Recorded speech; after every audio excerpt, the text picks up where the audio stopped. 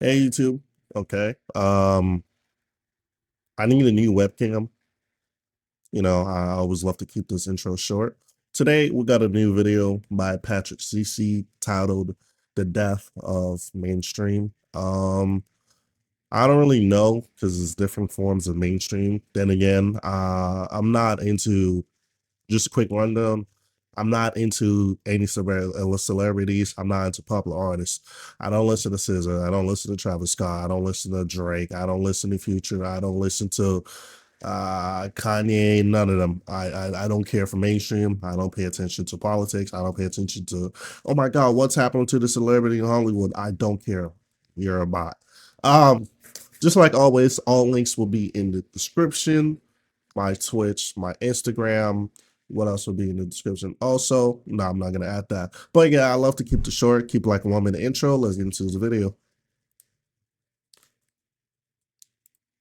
There is more high quality content available than ever before, and yet most people feel like there is something missing. There was once a time where it felt like we were all on the same wavelength when it came to entertainment and No, we were not. PlayStation, I was not on that. Was not on that. On it, was not on that, was not on that, was not on that. On it, no, was not on that. I don't know. My fault. 12 seconds in. Let me chill. This about to be a 40-minute reaction. pop culture. Everything felt more impactful. Movies were bigger. Music spread further. Famous people were actually famous. Awards meant something. And if there was a shocking story in the news, it was impossible to miss. It was So you're much talking about the easier to older have your times. finger on the pulse of pop culture, and it created this bond that we had together as strangers. And we took it for granted, because now that that bond is gone, the world of entertainment, music, movies, shows, social media feels oversaturated, confusing, and dull. I bet most of you can relate to this. How many times these days does someone say to you, "Hey, did you hear about," or "Hey, did you see?" And not only is your answer no, but you literally have no idea what they are talking about. Life wasn't always like that. What we are missing today and for the past few years is a monoculture, which is essentially one culture that all Americans are connected to. That's impossible. That's no, that's just dumb. That's just dumb. Monoculture, one we can all connect to. No. So like country and heavy metal. So K-pop and R&B. So I I don't know. Horror and romance. What are we talking about? Like, I'm sorry, Patrick CC. That's impossible. That is impossible. And especially because of the big like the big split between the old heads, the older people, the younger people, and then people who are in the middle, and then people who are younger but can't relate to people who are younger but older, and people like it's not gonna happen, gang. I'm sorry. It's just not. But my fault. Sometimes I even call it the death of mainstream, because It's not. nothing really feels mainstream That's anymore. cap. Every decade had their own version of monoculture that was seemingly easily defined. But what will define the 2020s? Monoculture is dead. And for anyone watching this that's like a teenager or younger, it means nothing because they can't relate to that experience. But Yeah, because I'm literally not anyone old man. I'm not old man. older than that remembers their version of monoculture and probably Okay, so he pretty much offered just proved my point. I'm not old. So obviously I cannot relate to what you're talking about. That's like people are like, oh my god, the 90s were so great. I was not born in the 90s, gang. I don't know what was so great about it. You can tell me, but I never experienced it myself. This is what he's talking about, the death of mainstream, and what he feels like is the death of mainstream is strictly subjective. It's not an objective fact. It's strictly subjective.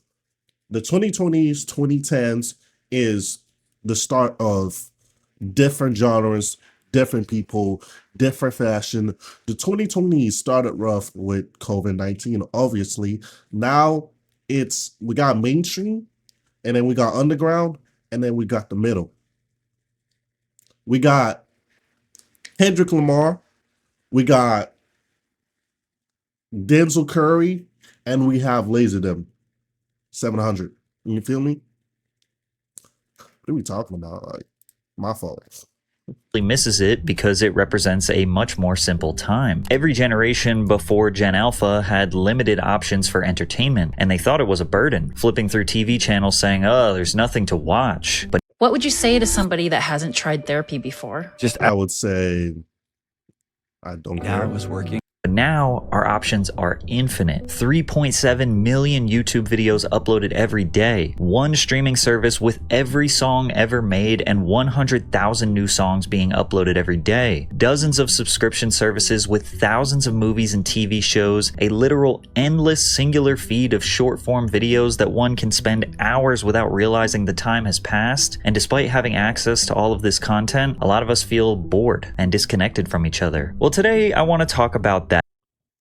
Feel bored and disconnected from each other. I'm gonna limit myself to like 5 more pauses. You feel bored and disconnected from each other is because most people in the generation are addicted to TikTok. You're probably one of them. You're addicted to TikTok, and TikTok shows you a variety of things. TikTok doesn't show you one specific thing. It shows you a variety of things. So you can't focus on that one thing and get entranced in that. You focus on numerous things happening at the same time, which you never have one connection to one thing because you're just addicted to multiple things shoved in your face, leading to boredom. On the other hand, I'm not on TikTok, but at the same time, I do so many things and I focus on so many things. I'm bored because I'm a very productive person, but I'm a heavy introvert. And doing that for so long, it gets boring. It gets boring. Especially when you're trying to do YouTube. You don't necessarily have to network, but it's generally recommended. So I just be bored. I just be bored.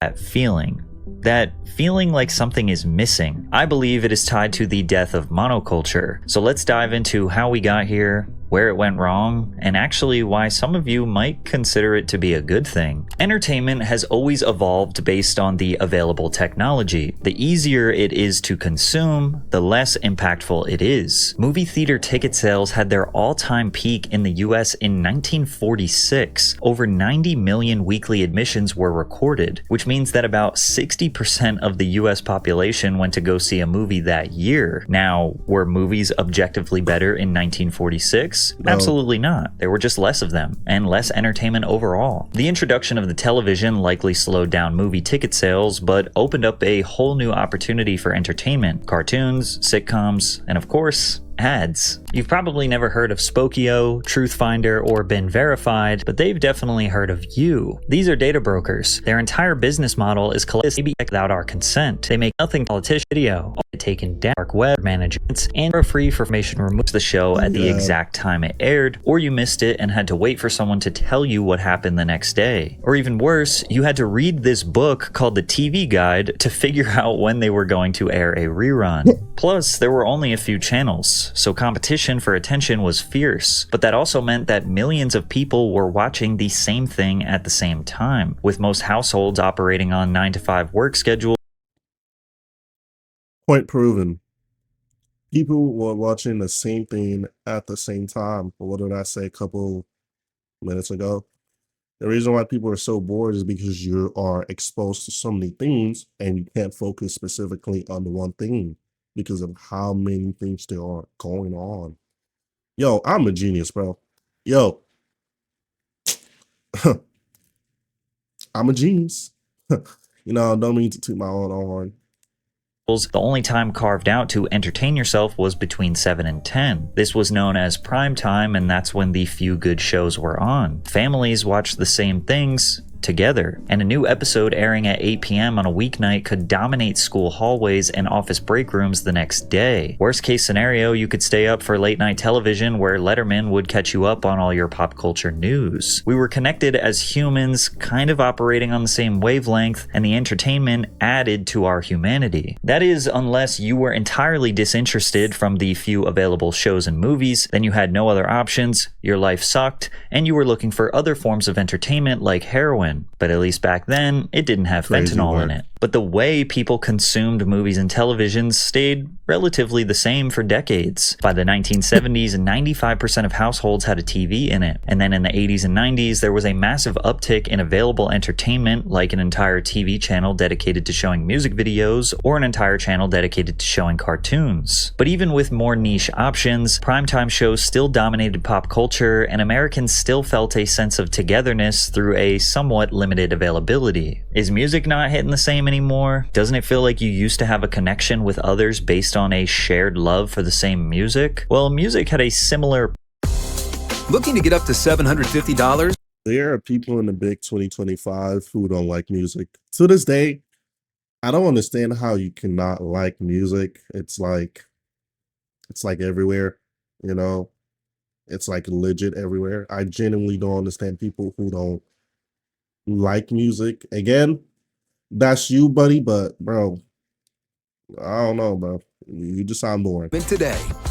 Permeating connection to monoculture with a few key differences. For most of the 20th century, music was somewhat of a luxury. Today, for $15 a month, you can get access to every song ever made and 100,000 new ones uploaded $12. daily. 15 bucks $12. used to get you one album, and you had to take your happy ass to a record store and physically buy it. And if the album was in high enough demand, they might not actually have it. And that seems like a dumb thing to say, but in our modern culture, entertainment is never not available to you. These stores often had a strong sense of community and served as a gathering place for music fans. It wasn't unusual for artists to stop in and play mini concerts or sign albums before an appearance in a particular city. When people bought an album, they were now invested. They worked hard for that money. So to get the value back, they actually listened to the whole thing. They even tried to like the songs that they didn't initially like because they paid for it, which ultimately made them appreciate the artistry on a different depth. This uninterrupted focus on the music built a deeper connection from the fans to the artist. Fans had to imagine what their favorite musicians were like based on lyrics, a few interviews, and carefully staged photographs in magazines or posters on their wall. There was a mystique. Pop stars felt larger than life, almost like fictional characters, which is why people would pass out at the mere sight of Michael Jackson. Today we have countless interviews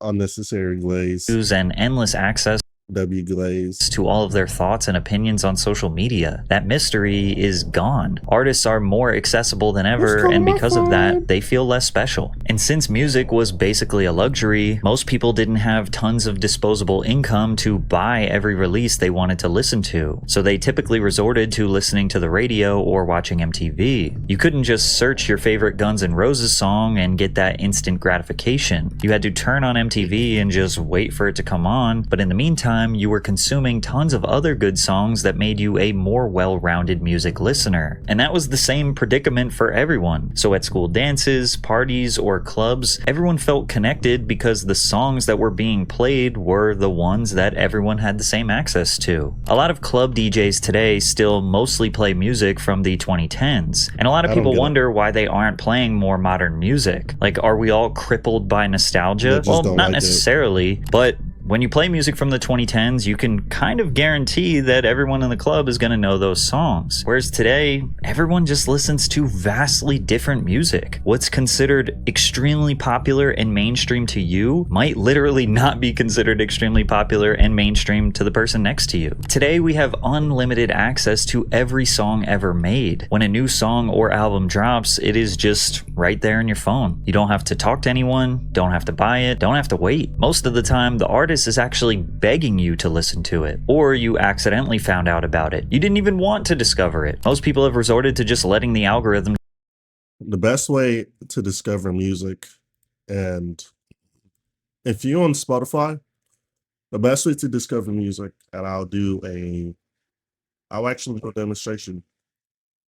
Best way to discover music on Spotify, you go to your Spotify, you click on artist that you like, you scroll down, you look for fans also like, you click on all the artists available, well, not on PC. On mobile, there's typically 10 to 12 artists, whenever it's this. You click on it, you find artists here, you click on them, you click on a song. I was looking for a specific song. Oh, it's right here. You click on a song, And if you like the song, you follow them. The issue nowadays is most people don't follow artists, which adds to the disconnectionness. The amount of people I've met that says, "Oh, I don't listen to artists. I just listen to songs. Oh, I don't know who the artist is. I just know what the song is. Oh no, I don't. I'm not an artist listener. You know, I just play songs, I add it to my playlist, and that's that." You're not a music listener. You're a bot, and you're probably one of those people. So, you know, don't blame the mainstream and the vast variety of things, and blame people. People are the one who are adding to that disconnectionness. They don't want to listen to an artist. They just want to listen to music that sounds good, and then they just want to move on. Like what? Ask some of their favorite artists. Oh, my favorite artist is Kanye. Oh, what's your favorite song by Kanye? Oh, the popular one. Graduation. Like, let me stop. Let me stop. Decide what music to recommend to them because it's easier than doing all of the effort I just talked about before. Combine this lack of mono connectivity through music, requiring absolutely no effort to get access to the music, as well as artists not having the star power due to overexposure, and surprise, surprise, music holds absolutely no value to the average casual listener. Once we entered the 2000s, the rapid advancement of available technology caused a dominant monoculture to become more fragmented. TVs were becoming cheaper, bigger, and higher quality. The internet was getting faster, becoming easier to access and navigate. Cell phones were in everyone's pocket. We were becoming more connected than ever, but we didn't realize it was actually going to drive us further apart. In my opinion, 2000 to 2010 was a great sweet spot for pop culture. I would describe today's culture as everything all at once. And the early 2000s was the same, but it was slightly more manageable. Let's start simple. Movies. Here's a graph of every movie released per year around the world. You can see the quantity of movies released remained relatively the same from the early 1970s to the late 1990s, and it just started slowly ramping up in the 2000s before it exponentially exploded. Are you feeling stuck with $10,000 or more in debt? No, I don't think so though. You gonna give me 10 bands though? You gonna give me 10 bands if I am? Buy food. Back then, there was a rhythm to it all. You'd get 2 or 3 massive blockbusters every summer, movies like Spider-Man, Pirates. The biggest issue with this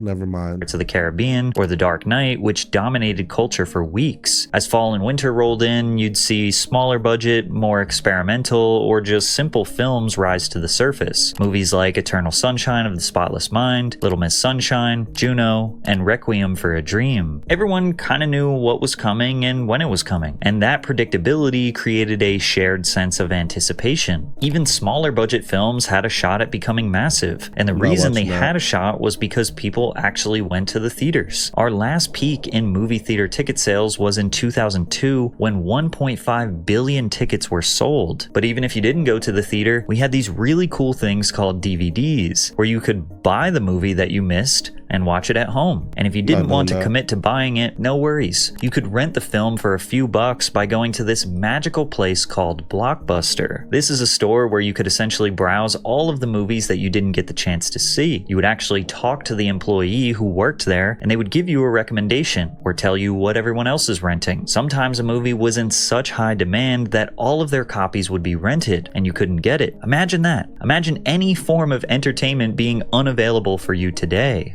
Scarcity created demand, and it made the film more exciting. It made you want to watch it more. Most of those crappy yet special early 2000s comedies were the perfect films to pick up at a Blockbuster, and people loved that place. The company earned $5 billion in revenue in 2004. The point is that you and everyone around you had this physical connection with the entertainment and was actively using their brain to choose what they wanted to consume. TV still had a somewhat similar rhythm in the 2000s. fans. Primetime was still valuable airtime. MTV was in its best era, in my opinion, having a Never plethora watched it. of terrible yet oddly captivating reality TV shows and Yeah. experimental series, while still having their sister network, MTV2, play music videos 24/7. It was one of the most versatile eras for mainstream music, with lyrical rap, crunk rap, rock, emo rock, country, pop, EDM, R&B, and countless other genres in a healthy rotation on don't MTV like and the R&B. radio. It was just on the cusp of being overwhelming, but having it all contained on MTV and VH1 made it still manageable to keep up with. Kids were absolutely consumed by Nickelodeon, Disney Channel, and Cartoon Network, which were 3 separate networks that each had 2 to 3 shows worth paying attention to in their respective eras. We still had a healthy separation between our personal lives and our school and work life from 9 to 5, only entertaining ourselves lightly in the morning and in the evenings. We didn't have a phone to distract us from literally every millisecond of boredom. The entertainment Self-inflicted. options still felt limited enough that you could feel like everyone around you was on the same wavelength. Plus, we were still at the mercy of knowing the schedule of when new shows were going to air. But that started to die when cable companies provided DVR capabilities. You could now record your favorite shows and movies and watch them later whenever you wanted. This was the beginning of the streaming service era takeover that so many people today loathe.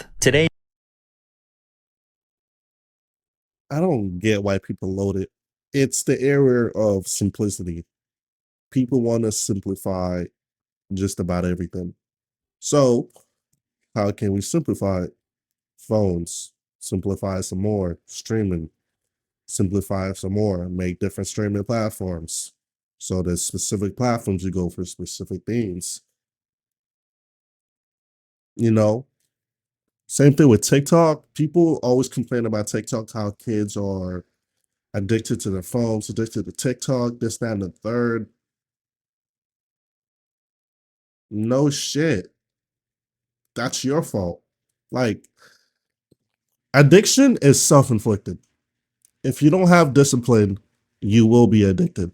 It's the same thing with drugs.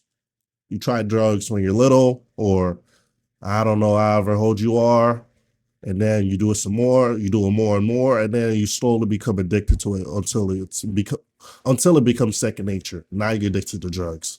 Same thing with the internet. You're on the internet, okay, you're into the internet some more, you're on the internet so much that time is just flying by, and before you know, it's second nature. You pull out your phone, internet.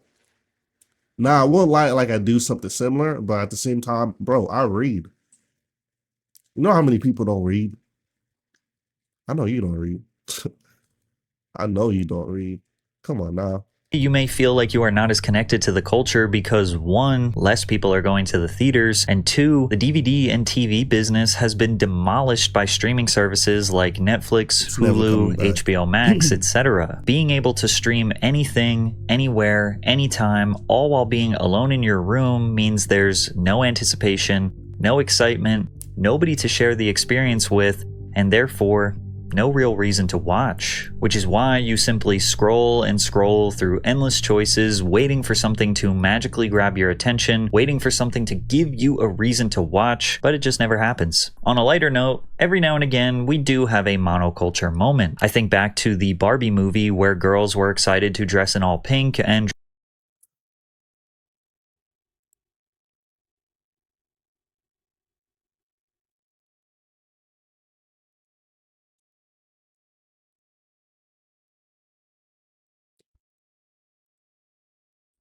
drag their boyfriends to the theaters, only for the guys to immediately after drag their girls to see Oppenheimer.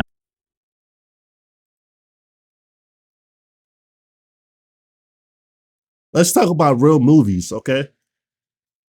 Let's talk about real movies. Like, I'm not watching no damn Barbie. Hey, babe, do you want to go see Barbie with me? I would love to. No, I want to see Oppenheimer.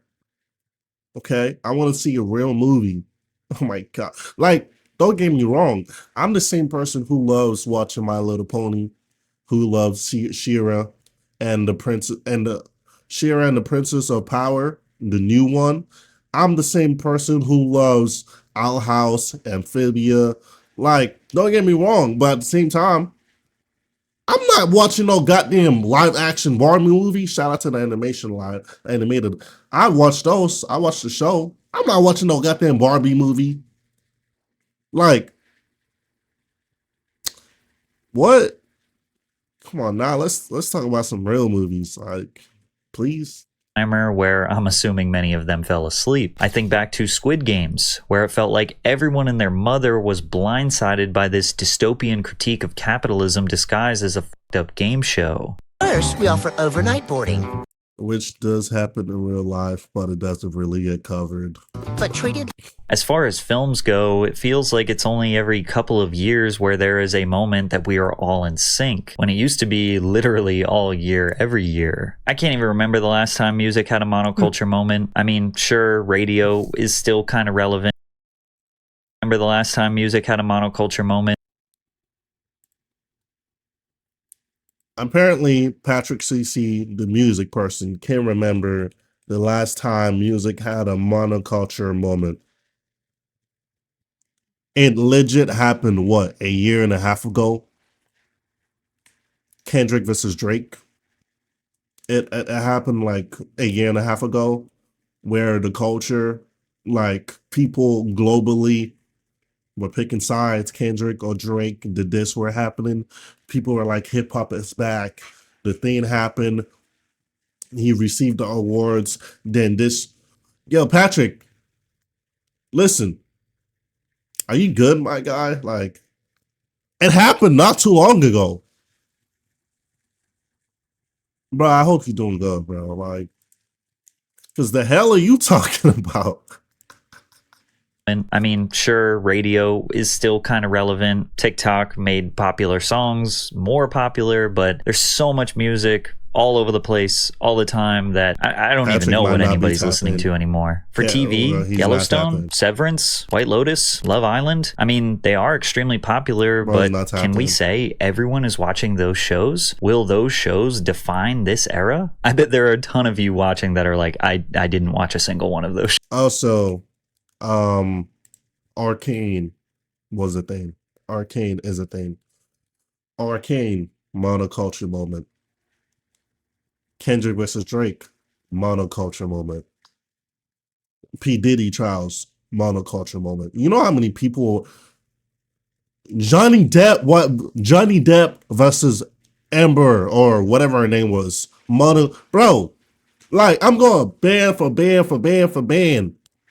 You know how many people were tuned in for those specific moments? Come on now. Like, Cat Williams, Club Shay Shay. The hell are you talking about? Patrick, please. Come on, bro. These are top tier examples. Shows. The irony of it all is that the death of a unified culture everyone seems to be feeling came with our pursuit to be more connected than ever before, because the adaptation of the internet and social media into our everyday lives was the nail in the coffin for monoculture. By the turn of the century, everyone with extra cash had a computer somewhere in the house. Our parents were using them to basically replace what the newspaper did for decades. As the desktops and internet connection got faster, we looked at forums, chatted through AOL Instant Messenger, played simple flash games on Newgrounds, and even bid on random antiques from eBay. Being connected to random people all over the world was beautiful. You were no longer limited to the thoughts, beliefs, and interests of those in your geographical location. The internet was still somewhat difficult to navigate. You know, there was a time when Google didn't have all the answers. You had to check other search engines like Yahoo and my favorite, Ask Jeeves, to find what you were looking for. Videos would take forever to load, the quality was often terrible, and sometimes just straight up didn't work. Using the internet kind of felt like exploring uncharted land. That friction, scarcity, and lack of instant gratification was what made it special. It was worth working for. Today, we just expect things to work. We demand convenience, and we are willing to give up our human autonomy for it. Initially, the entertainment industry as a whole saw the internet as a threat because of piracy. piracy. Suddenly, millions of people could download movies, music, and TV shows for free through networks like Napster, LimeWire, and torrent sites, completely bypassing traditional revenue models. Studios, labels, and networks feared the collapse of their business structures, as physical sales and TV deals were at the risk of being replaced. The internet stripped them of control, and for the first time, the consumer had the power to access content without paying a cent. From the consumer's perspective, the logic was simple. Why pay for something when you can get it for free instantly? Piracy wasn't just about being cheap, it was about convenience. Buying a CD or DVD meant going to a store, spending 10 to 20 bucks, and hoping you'd like the full album or movie. Then again, people didn't realize the nuanced value of the additional human experiences they got while consuming entertainment. All that driving to the store, talking to people, limited inventory, sitting on a sticky theater seat, that was all just considered to be an inconvenient cost to getting what you wanted. But you couldn't argue against the value that the internet brought to individuals. Okay. The main premise of what I'm getting from this video, took 30 minutes in, it's crazy, is nostalgia. Patrick is stuck in nostalgia, how it's pronounced. He's talking about the experiences, you know, the phrase, the once often but true phrase. You don't know what you're missing or something until it's gone.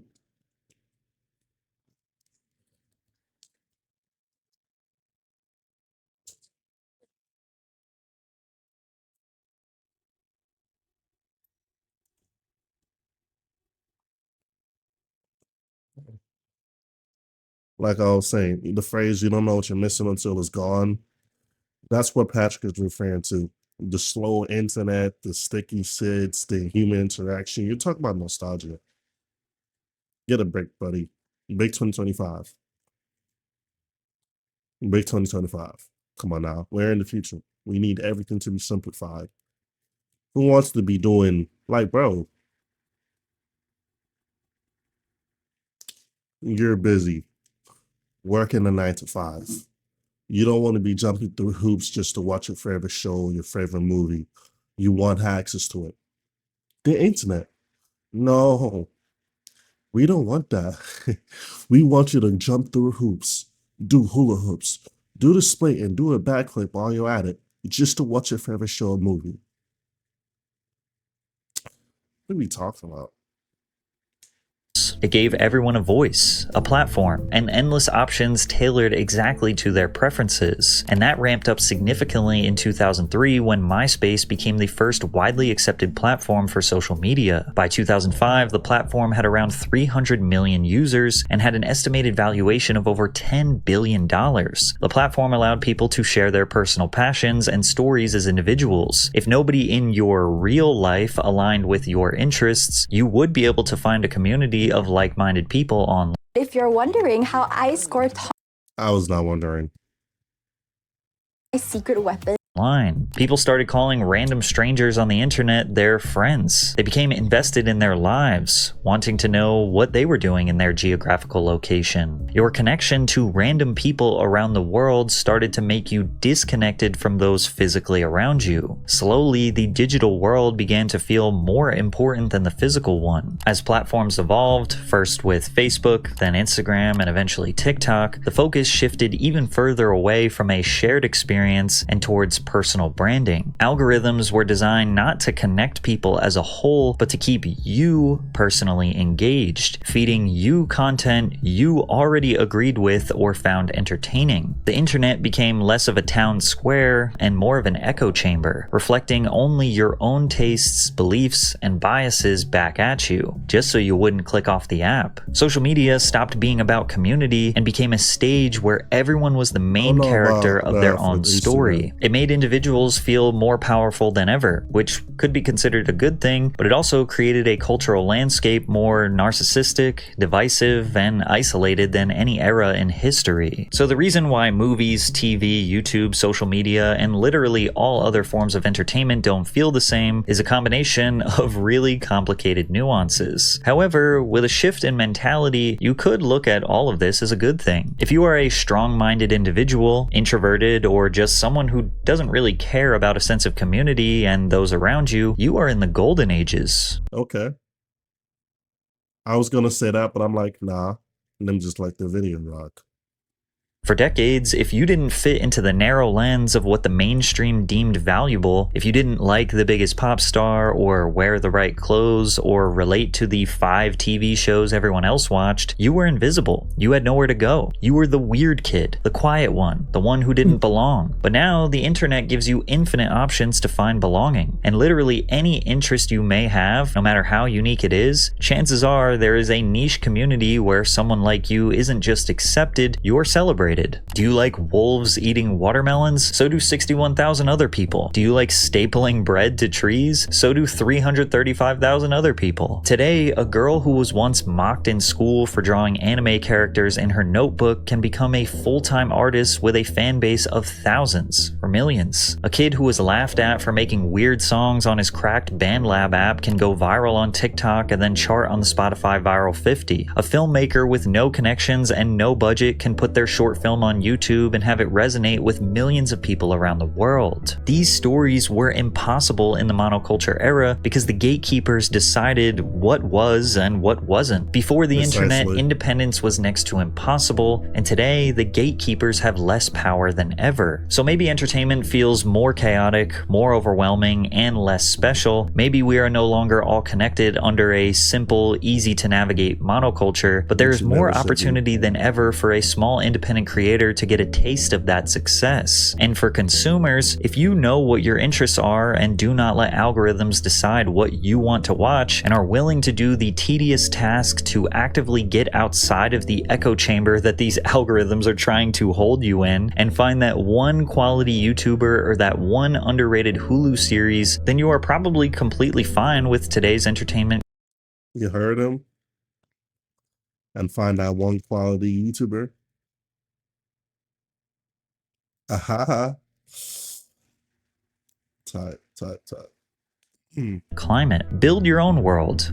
Who cares about community? This is your life. Now, I personally go back and forth on my feelings towards the death of monoculture. I don't personally feel drowned out in content. Since I have terrible movie and TV taste, I will watch just about anything as long as there is a decent premise for the plot. As far as music goes, I am totally willing to put in the grind to find my new favorite artist, and I'm actually one of those annoying people who kind of starts to dislike someone when they get more famous. So I actively look for underrated talent, and Spotify and social media makes that a million times easier and more convenient. But at the same time, I do miss that sense of monoculture. I play a lot of golf, and when I meet new people, I've had countless conversations that lead nowhere because we have absolutely nothing in common due to being stuck in totally different algorithmic echo chambers. Sometimes the golfers don't even watch golf, so I'm just like, how's the weather? And obviously I'm a creator, so I'm benefiting from a system that was created for me to succeed. And because of my feelings going back and forth, my channel is somewhat a reflection of the lack of and yearning for an entertainment monoculture. My YouTube channel is kind of like a 2000s MTV inspired hodgepodge of modern pop culture. Firstly, I'm reliable, posting every Monday at 3:15 p.m. Eastern Standard Time. And every week we talk about something pop culture related. Sometimes it's music, sometimes it's film, sometimes it's internet personalities, sometimes it's a comedian, action sports star, politics. The modern YouTube algorithm wants you to keep making the same video over and over with the same thumbnails and dominate one specific niche, which is why you see so many successful channels being repetitive, because that is literally what works. I try to keep a balance, and because of that, some videos get more views than others, Some videos Singles bomb, though. but I hope you Yep. enjoy me keeping that old early 2000s variety. You can come to my channel to keep you updated with modern pop culture and feel some tiny slice of that monoculture we all used to love. Also, this was kind of a different style of video for my channel. I usually stick to documentaries that are objective and fact-based, but recently I've just kind of been wanting to switch it up a little bit.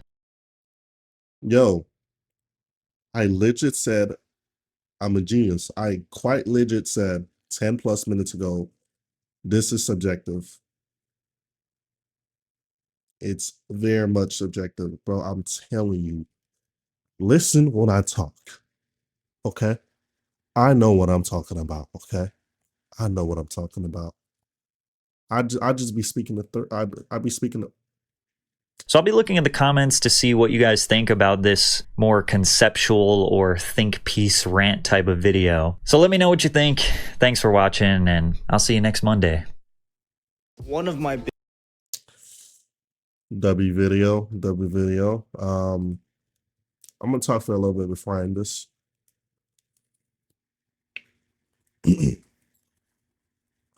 I just want to say that I was right. I was absolutely right.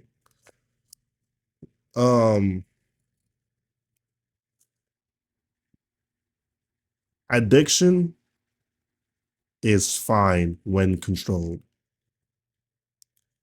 Same thing with cannabis use. Same thing with alcohol use. It becomes too much when you can't control that. And that's how people go down a rabbit hole of addiction. And I hate it. One thing I hate the most is one of the most popular celebrity is consistently promoting cannabis use, and that is Snoop Dogg. Bro, you should not be smoking.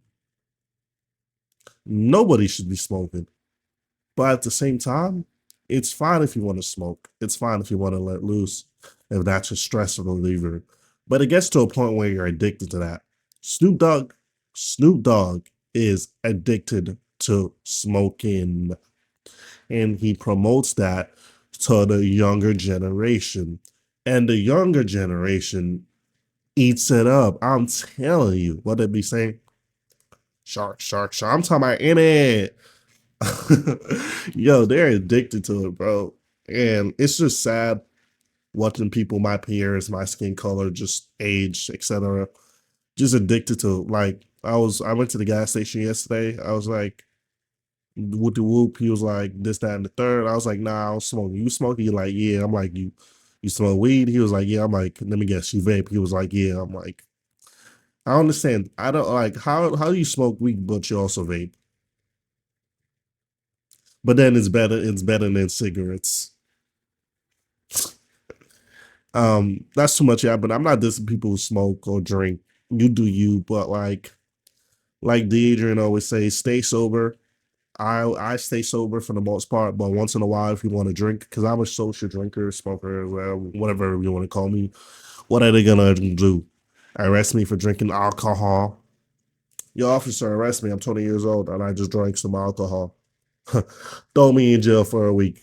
The fuck are we talking about, bro? Like niggas acting like I just stole money from you. I'm doing too much. Hold on.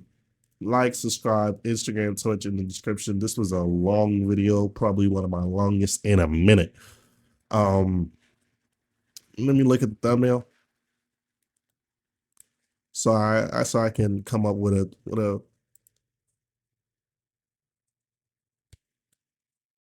hell. I hate the thumbnail. Wait.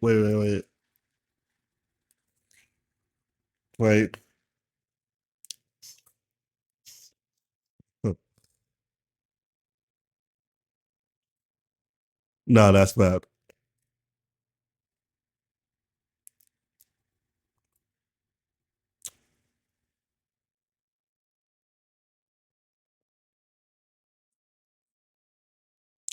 Yeah, that's good. Okay.